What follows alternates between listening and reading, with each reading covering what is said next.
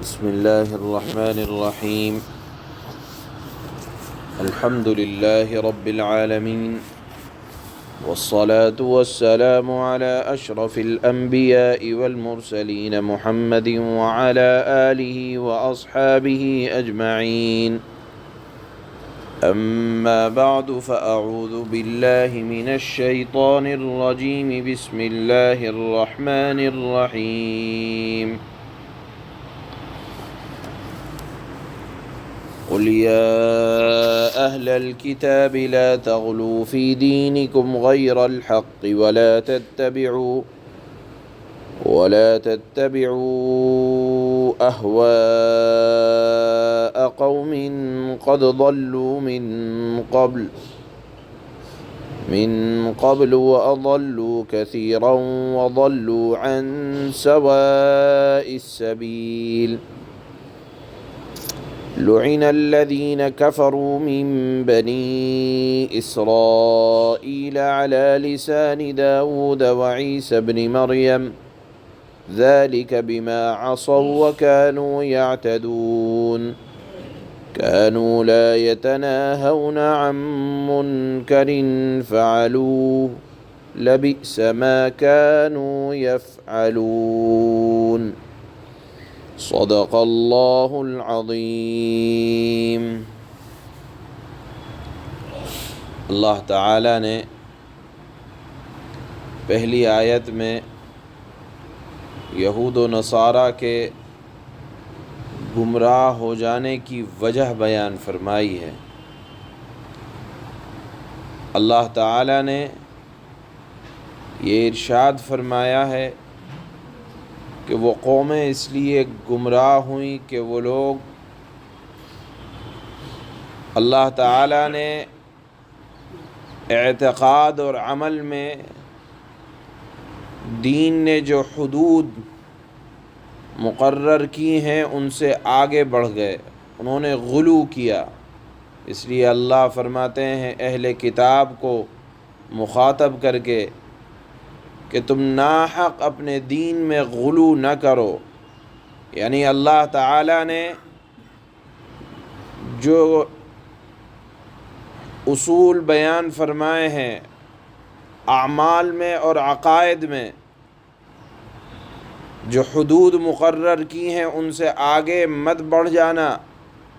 مثال کے طور پر انبیاء کی عظمت کے سلسلے میں اللہ نے حد یہ بیان فرمائی کہ وہ اللہ کی مخلوق میں انبیاء نبی سب سے افضل ہوتے ہیں، لیکن انبیاء کے افضل ہونے سے کوئی یہ نہ سمجھ لے کہ وہ خود خدا یا خدا کا بیٹے بن جائیں گے، جیسے نصارہ نے حضرت عیسیٰ علیہ السلام کی قدر و منزلت کو اتنا بڑھایا، حضرت عیسیٰ کے بارے میں اتنا غلو سے کام لیا، ان کا درجہ اتنا بڑھایا کہ ان کو خدا یا خدا کا بیٹا قرار دیا۔ اور یہودیوں نے ان کو ایسا گھٹایا کہ ان کی نبوت کو بھی نہ مانا، اور معاذ اللہ ان کو جادوگر کہہ ڈالے، اور ان کی والدہ ماجدہ حضرت مریم صدیقہ پر العیاذ باللہ یہودیوں نے زنا کی تہمت لگا دی۔ تو نصارہ نے حد سے زیادتی کی کہ ان کو خدا، ان کا مقام اتنا بڑھایا کہ خدا یا خدا کا بیٹا قرار دے دیا، اور یہودیوں نے ان کا مقام اتنا گھٹایا کہ ان کو نبی تک ماننے پر وہ لوگ تیار نہ ہوئے، اور الٹا الزام لگایا ان کی والدہ ماجدہ پر۔ اسی طرح یہودیوں نے دین میں یہ غلو سے کام لیا کہ اللہ تعالیٰ نے ان سے جو محبت کا اظہار فرمایا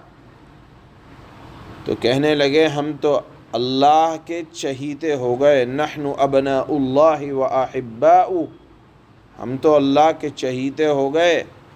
اب ہم جو کچھ بھی کریں اللہ تعالی ہمیں سب کو معاف کر دے گا، اس لیے کہ ہماری اب اعمال پر پکڑ ہونے والی نہیں ہے۔ اللہ تعالی نے دونوں بلکہ تمام اہل کتاب سے مخاطب کر کے فرمایا کہ دیکھو دین میں ناحق غلو مت کرنا، افراط اور تفریط سے کام نہ لینا، بلکہ اللہ تعالیٰ نے دین کے جو اصول اور ضوابط بیان فرمائے ہیں ان کی ہمیشہ پاسداری کرتے رہنا۔ تم اپنے دین میں ناحق مبالغہ نہ کرنا، حد سے تجاوز نہ کرنا، صداقت کے سچائی کے خلاف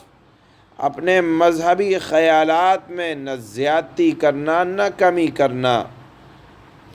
اللہ نے فرمایا جو اصل بات ہے اس پر قائم رہو، اور اصل بات مثال کے طور پر نصارہ سے متعلق یہ ہے کہ حضرت عیسیٰ علیہ السلام اللہ کے مقرب برگزیدہ بندے اور رسول ہیں، اور ان کی پیدائش اللہ کی قدرت یعنی کلمہ کن سے وہ پیدا ہوئے ہیں، اس لیے نہ وہ خدا ہیں، نہ خدا کے بیٹے ہیں، نہ خدا جیسے ہیں۔ اسی طرح اگر وہ کسی کو نفع نقصان پہنچاتے ہیں، یا مثال کے طور پر ان کے معجزات میں سے یہ ہے کہ وہ مادرزاد نابینا کو ان کی وجہ سے بینائی مل جاتی ہے، تو یہ نفع نقصان بھی وہ اللہ کے حکم سے پہنچاتے ہیں، اپنی ذات سے خود سے کسی کو نفع نقصان پہنچانے کی ان کے اندر طاقت نہیں ہے۔ ہاں اللہ سے دعا کرتے ہیں، اور اللہ تعالیٰ معجزے کے طور پر اللہ تعالیٰ نے ان کو دیا تھا یہ کہ وہ اگر برس والے پر ہاتھ پھیر دیں تو وہ صحیح ہو جایا کرتا تھا۔ بہرحال وہ بھی اللہ کے حکم سے ہوا کرتا تھا، اس لیے اللہ نے فرمایا کہ نہ دین کے اندر کسی طرح کی غلو والی بات کرو، نہ اپنی طرف سے کوئی چیز اس کے اندر اضافہ کرو۔ اللہ تعالیٰ نے جو اصول اور ضوابط بیان فرمائے ہیں ان کا خیال رکھو۔ اور اللہ نے فرمایا کہ خواہش پرستوں سے بچو اور خواہش پرستوں کی طرف مت جاؤ۔ اس کے بعد اللہ نے یہود و نصارہ دونوں کو ان کے اسلاف کی یعنی ان کے پہلوں کی گمراہی کے بعد واقعات یاد دلائے، مقصود جس سے یہ تھا کہ اپنے اسلاف میں سے جن لوگوں نے غلط روش اختیار کی تم وہ روش اختیار نہ کرنا۔ مثال کے طور پر یہودیوں پر اللہ تعالیٰ نے حضرت داؤد علیہ السلام کے واسطے سے لعنت بھجوائی، اور اس کا مقصد یہ تھا کہ اللہ تعالیٰ نے ان کو سنیچر کے دن شکار کرنے سے منع کیا تھا۔ ان لوگوں نے ترکیبوں سے سنیچر کے دن شکار کرنا شروع کیا، تو اللہ نے فرمایا اصحاب السبت، سنیچر والوں پر اللہ کی لعنت، اور اس طرح سے ہوئی کہ ان کے چہروں کو اللہ تعالیٰ نے مسخ کر دیا اور ان کے چہروں کو بگاڑ دیا۔ اسی طرح نصارہ پر اللہ تعالیٰ کی طرف سے یہ آزمائش نازل ہوئی کہ جب ان کے اوپر دسترخوان نازل ہوا کرتا تھا، حضرت عیسیٰ علیہ السلام کی دعا سے جب آسمان سے دسترخوان نازل ہونا شروع ہوا اور لوگوں نے حضرت عیسیٰ علیہ السلام کے حکم کے خلاف اس کو ذخیرہ اندوزی جمع کرنا شروع کر دیا، تو حضرت عیسیٰ علیہ السلام نے ان کے حق میں بد دعا فرمائی، ان کی بھی صورتیں مسخ پلٹ دی گئیں۔ بہرحال یہاں یہ بتلایا گیا کہ ان کی لعنت کا سبب یہ ہوا کہ وہ اللہ کی نافرمانی میں حد سے آگے بڑھے ہوئے تھے، اور وہ آپس میں ایک دوسرے کو برے کاموں سے منع نہیں کرتے تھے، یعنی نہ مجرم کسی طرح کے جرم کے ارتکاب سے باز آتا تھا، جرم مجرم جرم میں آگے بڑھتا چلا جاتا تھا اور مجرم کو کوئی جرم سے روکنے والا نہ تھا، بلکہ بے تکلف ایک دوسرے کے ہم پیالہ ہم نوالا ہو کر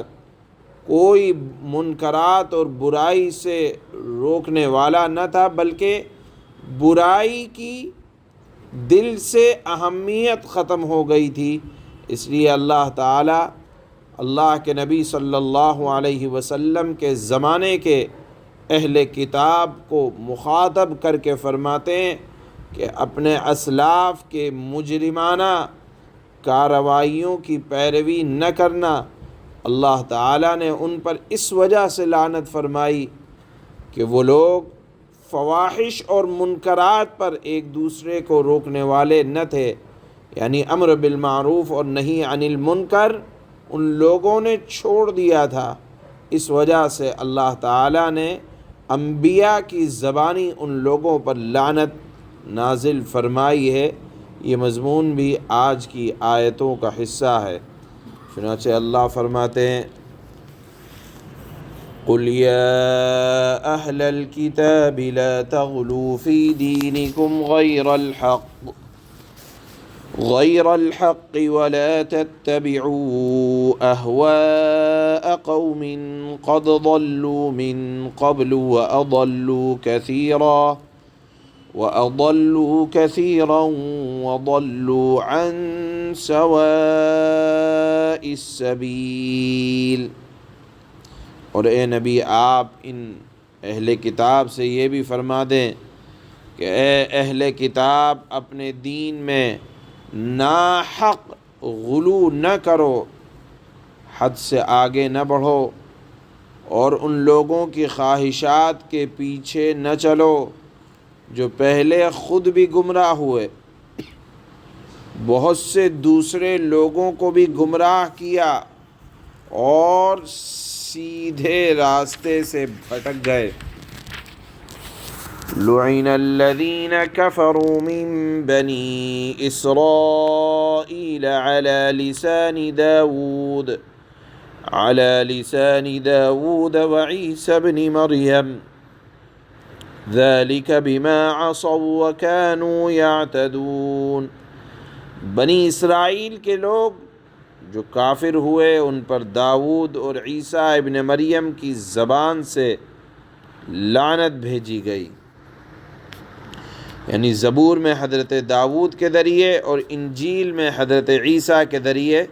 ان پر لعنت بھیجی گئی، اس لیے کہ جو وہ غلط کام کیا کرتے تھے اس کی بنیاد پر۔ یہ سب اس لیے ہوا کہ انہوں نے نافرمانی کی تھی اور وہ حد سے گزر جایا کرتے تھے۔ كانوا لا يتناهون عن منكر فعلوه لبئس ما كانوا يفعلون۔ وہ جس بدی کا ارتکاب کرتے تھے اس سے ایک دوسرے کو منع نہیں کیا کرتے تھے۔ حقیقت یہ ہے کہ ان کا یہ طرز عمل بہت برا ہے، انتہائی برا ہے۔ معلوم یہ ہوا امت محمدیہ کو بھی اللہ نے یہ سبق دیا کہ اگر کوئی برائی کرے تو برائی کرنے والے کو برائی میں چھوڑا نہیں جائے گا، بلکہ اس کو روکا جائے گا اور اپنی استطاعت کے بقدر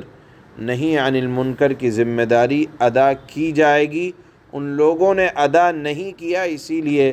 قرآن میں اللہ تعالیٰ نے ان پر نکیر فرمائی ہے۔ سبحان اللہ۔